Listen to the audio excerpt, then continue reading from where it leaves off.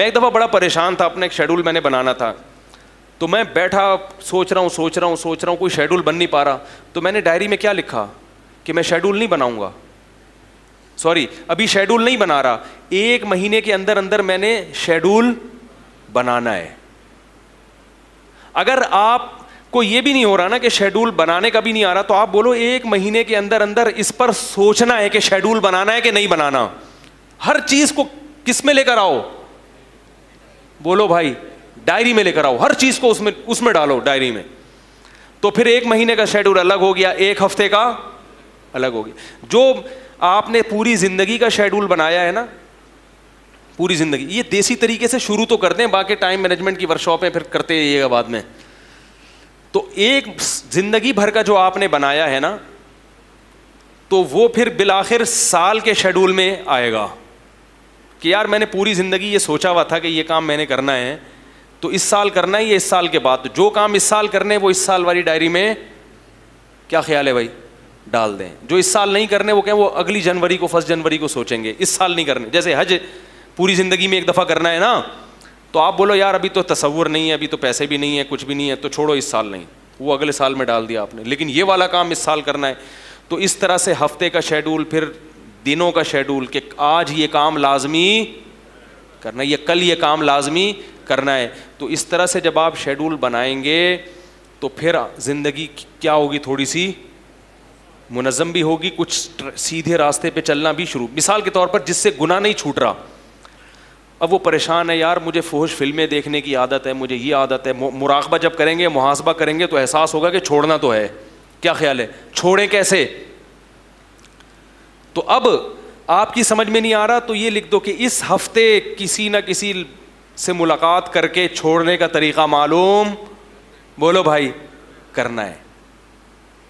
उसमें क्या करो भाई, छोड़ना तो है, छोड़ने का तरीका समझ में नहीं आ रहा तो खुद भी सोचूंगा और किसी माहिर से, बोलो भाई, मशवरा भी लूंगा। तो मशवरा के लिए भी अब फिर करते रहते हैं गुनाह, मशवरे की 20 साल तक मशवरे की नौबत ही नहीं आती, तो भी डायरी में डाल दो भाई, छोड़ना तो तेरे बाप को भी है, अब क्योंकि आदत हो गई है, छूट नहीं रहा, तो भाई मशवरा, मसलन मुफ्ती साहब से मशवरा लेना है, तो ये नहीं कि फ़ौरन मुफ्ती साहब मैं पहुँच रहा हूँ, यहाँ के नमाज में खड़े हो जाते हैं कि बहुत ज़रूरी काम है, आपसे कुछ मशवरा लेना है, तो भाई किसी के पास ऐसा टाइम नहीं होता कि वो हर वक्त आपके साथ आके बैठ जाए। तो आप बोलो यार ये डाल देना है।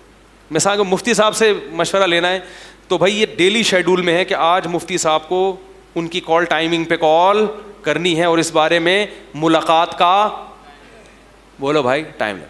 फिर मौलवी साहब ने जो मुलाकात का टाइम दिया तो आप अपनी डायरी में बोलो ना यार लिख लें, अगले महीने दिया या 15 दिन बाद दिया या कल का दे दिया, वो देना है, क्योंकि वो भी फारिग नहीं बैठे।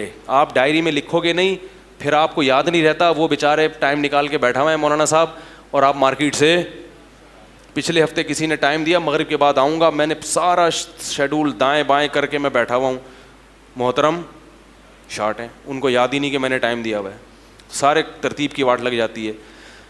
तो हर चीज़ को लिखें, समझ रहे हैं नहीं यार, और वो डायरी छुपा के रख दें वरना वाट लग जाएगी आपकी, क्या ख्याल है।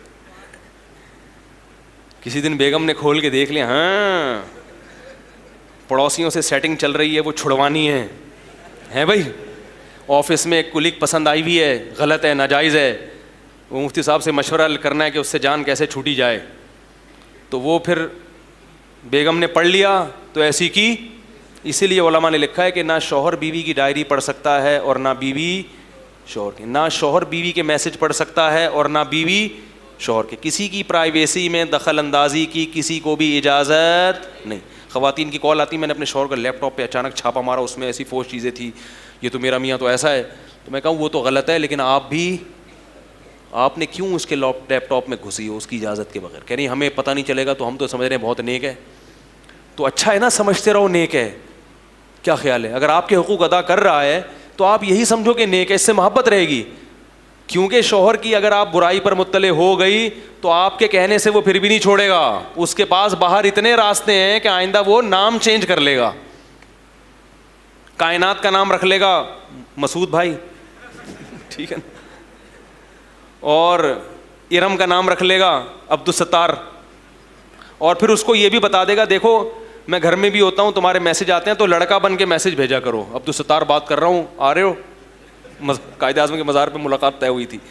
तो मर्द के लिए बीवी को टोपी कराना कोई मुश्किल काम, बोलो भाई, नहीं है। इससे क्या होता है, राज फाश होने से मियाँ बीवी के ताल्लुकात खराब, ताल्लुकात ही खराब होते हैं। तो इसी तरह ना शौहर उसके राज पर मुत्तले हो, ना अच्छा गुमान रखो, अच्छा ही होते हैं लोग, बुरे नहीं होते, इतनी जल्दी कोई बुरा नहीं होता, और बुरा है भी तो उसको इस्लाह की कोशिश करे ना, उसको तंज और ताने ना दे।